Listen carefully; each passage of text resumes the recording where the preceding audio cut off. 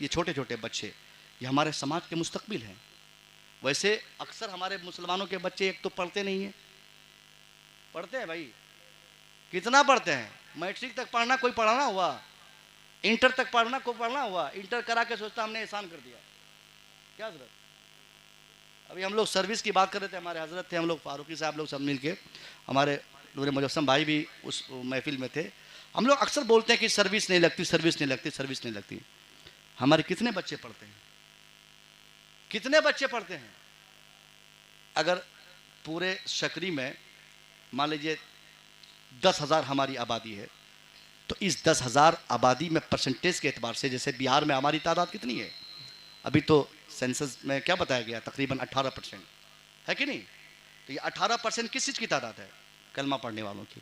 जब हमारी मजमूई तादाद 18%, पूरे बिहार की आबादी में 18% हम लोग हैं, यानी 100 में 18 लोग हमारे होते हैं, 1 लाख में 18,000 लोग हमारे हैं, 1 करोड़ में 18 करोड़ लोग हमारे हैं, ये तादाद हमारी है।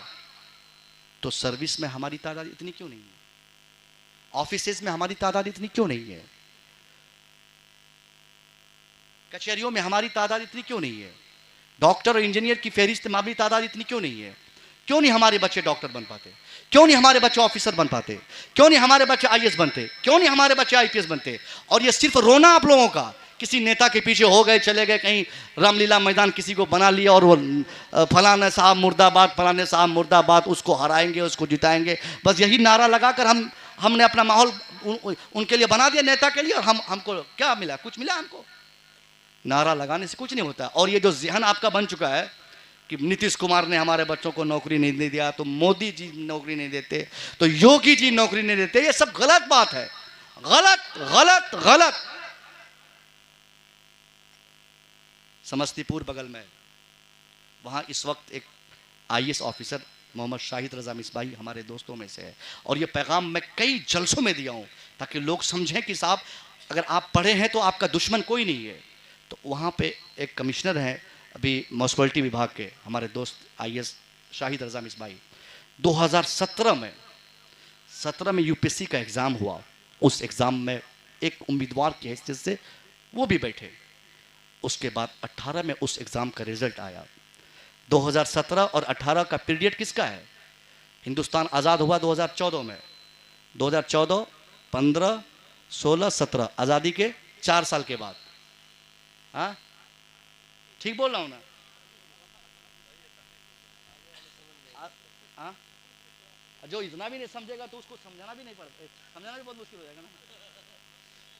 समझ गए ना? आज़ादी के 4 साल के बाद, आपके हिसाब से या उनके हिसाब से, आज़ादी के 4 साल के बाद 17 और 18 का पीरियड खालिस उन्हीं का पीरियड था। उत्तर प्रदेश से लेकर दिल्ली तक सब वही लोग थे। शाहिद रजा मिसबाही कोई मामूली शख्स का नाम नहीं है। शाहिद रजा मिसबाही बाज़ाब्ता एक आलिम दीन का नाम है, एक मुश्त दाढ़ी रखने वाले आलिम का नाम है, 5 वक्त नमाज पढ़ने वाले शख्स का नाम है, उसके अलावा भी तहज्जुद की नमाज पढ़ने वाले, बरकाती टोपी लगाकर एग्जाम हॉल में जाने वाले। अल्लाह की कसम, आपका जो ये ज़हन बना है कि फलाने साहब हमारे बच्चों को कामयाब नहीं होने देते, उनकी वजह से हमारे बच्चे नौकरी में नहीं आ पाते, इनकी वजह से हमारे बच्चों को सर्विस नहीं मिल पाती, फलाने की वजह से हमारे बच्चे ऑफिसर नहीं बन पाते, ये सारी चीजें हमारी नाकामियों की दलील है। कामयाबी पढ़ाने में है। शाहिद रजा ने 2007-17 में जब उम्मीदवारी ली यूपीएससी एग्जाम की, 18 में जब रिजल्ट आता है, 18 के रिजल्ट की उस फहरिस्त में जहां मोहन का नाम था, जहां सोहन का नाम था, जहां लीला का नाम था, जहां गीता का नाम था, उसी फहरिस्त में 5 वक्त बाज़ाब्ता नमाज पढ़ने वाला, एक मुश्त दाढ़ी रखने वाला, बरकाती टोपी लगाने वाला, वक्त का आलिम दीन, हाफिज, आलिम, मुफ्ती की सनत लेने वाला शाहिद रजा मिसबाही का भी नाम उसी फहरिस्त में था। अगर सुनिए, अगर मुसलमान होने की वजह से हमारी नाकामी होती, आप लोगों में से 2-4% ही लगते हैं कि मुसलमान है, मगर शाहिद तो ऐसे भी लगेगा, अंधेरे में भी पता चलेगा कि मुसलमान है। चाचा गलत बोल रहे हैं। अगर हमारी दाढ़ी न रहे तो हमारे पास बताने को क्या है कि मुसलमान है। कुछ है? सारी सिमिलरिटी हमारी उनकी तरह है। तो अगर आपके बच्चे जो दाढ़ी छीलने वाले, हमारे वो बच्चे जिनके जो पैंट शर्ट पहन के दाढ़ी छील के जिनकी तस्वीर आई और एडमिट कार्ड और आइडेंटिफिकेशन के लिए उनकी तस्वीर चली गई, तो वो बच्चे को हम बोलते हैं कि मुसलमान था इसलिए फेल हो गया, तो शाहिद रजा मिसबाही तो बदरजा औला मुसलमान लगते हैं। मुसलमान ही नहीं, बड़े आलिम दीन है। आलिम ही नहीं, चेहरे से, शक्ल से, शबाहत से, किरदार से, हर एतबार से आलिम है। उनका तो पहले ही रिजेक्शन सामने आता, उनको तो पहले ही खारिज कर दिया जाता। हट, ये तो मुल्ला है, मौलवी नहीं मुल्ला है, बोलता ना, ये तो कट्टरपंथ है, इसको यूपीएससी के एग्जाम में बैठने ही नहीं देना चाहिए था, कामयाबी के तो तस्वुर ही नहीं होता है। उनको निकाल दिया जाता। पता चला कि जो पढ़ेगा वो बढ़ेगा। आप पढ़ेंगे, आप बढ़ेंगे। बच्चों को जब तक पढ़ाएंगे नहीं तो रामलीला मैदान में बच्चों की भीड़, और वो दिल्ली, वो कहाँ बैठी थी हमारी बेटियां, वो जो बैठी थी लोग शाहीन बाग में ले आकर अपनी बेटियों को बिठाकर, और रामलीला में अपने बूढ़ों को बिठाकर, हमको कामयाबी नहीं मिलेगी। हमारी कामयाबी का सबसे बड़ा राज दुनियावी एतबार से हमारे एजुकेशन में है। हम उसकी तालीम को मजबूत करें, बच्चों को पढ़ाएं। ये छोटे छोटे बच्चे जिनकी पेशानी पर जिनके मुस्तकबिल लिखे होते हैं, जो हमारे पूरे माशरे का मुस्तकबिल है, इनकी तरबियत और इनकी तालीम की भी रिस्पॉन्सिबिलिटी आपकी है। चंद पैसों के लिए दिल्ली पंजाब भेज देना ये यकीनन कहीं की कामयाबी नहीं है। मैट्रिक इंटर करा के छोड़ देना यकीनन ये कहीं की कामयाबी नहीं। आप उस दम तक पढ़ाएं जब तक आपका बच्चा न सिर्फ आपकी ज़रूरतों के लिए बल्कि अपने पूरे माशरे की ज़रूरतों की तकमील के लिए आपका तनहा बेटा काफ़ी न बन सके, तब तक अपने बच्चों की तालीम और तरबियत के रास्ते को आपके लिए खोल देना चाहिए। वकील कितने बनते हैं हमारे बच्चे, जजेस कितने बनते हैं? हम तो रोते हैं कि हजरत क्या करेंगे, फलाने मस्जिद का केस हुआ हम हार गए, अफरोजुल इस्लाम का केस हुआ हम हार गए, जुनैद का केस हुआ हम हार गए, फलाने का केस हुआ हम हार गए। क्यों नहीं हारेगा साहब? आपके लिए वकालत करने वाले कितने जजेस हैं, ये कितने वकील आपने पैदा किए? जो साहब ये लेके जाएगा सुबह सुबह,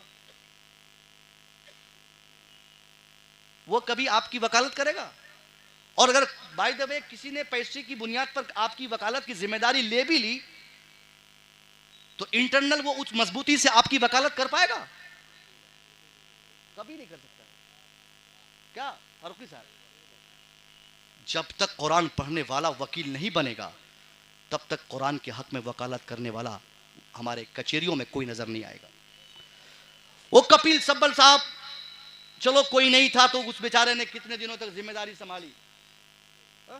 मैं उनकी खिदमत का मोतरिफ हूं, मगर कपिल सब्बल साहब कितने दिनों तक हमारी वकालत करेंगे? हमारा बेटा अफरोज क्यों नहीं बनता? हमारा बेटा जुनैद वकील क्यों नहीं बनता? हमारा बेटा अफसर अकराम तौहीद असलम ये वकील क्यों नहीं बनता? कपिल सब्बल साहब दो चार बार बोलेंगे, जब बात नहीं मानी जाएगी थक के अपनी सारी पर्सनालिटी को बोड़ा में बंद करके वापस घर आएंगे। मगर जो कुरान पढ़ने वाला बच्चा, कुरान पढ़ने वाला लड़का जो वकील बनकर वकालत करेगा, जब तक उनके जिस्म में उनकी सांसें बाकी रहेगी, अल्लाह की कसम कुरान की हक्कानियत के लिए वो दुश्मनों से लड़ता रहेगा। इसलिए अपने बच्चों को वकील बनाओ। सिविल कोर्ट में हमारे बच्चे नहीं, सुप्रीम कोर्ट में हमारे बच्चे नहीं, हाई कोर्ट में हमारे बच्चे नहीं, वाइट कोर्ट में हमारे बच्चे, कहां हम हैं साहब? इसलिए इतना पढ़ाएं अपने बच्चों को, इतना पढ़ाएं कि एक दिन इमारत उनकी होगी, कुर्सी उनकी होगी, बैठकर कलम चलाने वाला हमारा बेटा। वाह वाह। वरना आज हमारी हैसियत तो इतनी है साहब कि जहां दूसरों के बच्चे वकील, दूसरों के बच्चे ऑफिसर्स हैं, नूरे मुजस्सम भाई, वहां हमारे बच्चों की हैसियत पानी ले जाने वालों की भी नहीं है, चपरासी की भी हैसियत हमारे बच्चों की नहीं। जिस ऑफिस के हमारे बच्चे चपरासी तक नहीं होंगे, उस ऑफिस या उस दफ्तर से कभी हमें भलाई की उम्मीद करनी चाहिए? अरे करनी चाहिए। बिल्कुल। सिर्फ रोने से नहीं होता कि अफरोजुल इस्लाम को मार दिया, जुनैद को बिला वजह मार दिया, मस्जिद को शहीद कर दिया, रोने से नहीं होगा। इन सारी चीजों का हल सिर्फ एजुकेशन में है।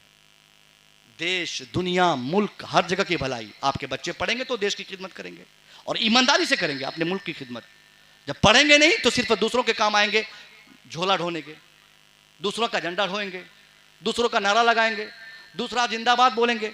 इसलिए सारी समस्याओं का समाधान कि इन बच्चों को पढ़ाने के लिए इनको स्कूल भेजा जाए। इनके लिए जमीन पढ़ाई के लिए, इनकी पढ़ाई के लिए अगर जमीन बेचनी पड़े तो जमीन बेचने में कोई ऐब की बात नहीं साहब। आप जमीन बेचे मगर बच्चों को पढ़ाए, अब मकान बेचे मगर बच्चों को पढ़ाए। आपके बच्चे जब पढ़ लेंगे, आपके बच्चे के पढ़ने के बाद वो सिर्फ ना आपका बेनिफिशियल होंगे बल्कि अपनी पूरी सोसाइटी और पूरे माशरे के लिए फायदेमंद साबित होंगे। इंशाल्लाह पढ़ाएंगे आप लोग। और जो बच्चे आप लोग पढ़ रहे हैं, ए छोटू पढ़ते हो किस क्लास में?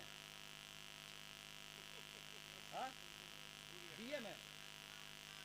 माशाल्लाह बीए में पढ़ रहे हैं ना, तो छोड़ना नहीं पढ़ाई। बीए करने के बाद माँ बाप जरूर पढ़ाएंगे। अगर आप लोग पढ़ेंगे तो माँ बाप पढ़ाई बच्चों को की कब छुड़वा देते हैं? जब बच्चा मन से पढ़ता नहीं है, सोचते हैं कि मेरा टाइम वेस्ट हो रहा है, चलो इसको दिल्ली भेज दो, फिर लोहा ढोते रहेगा, ईंट पाते रहेगा।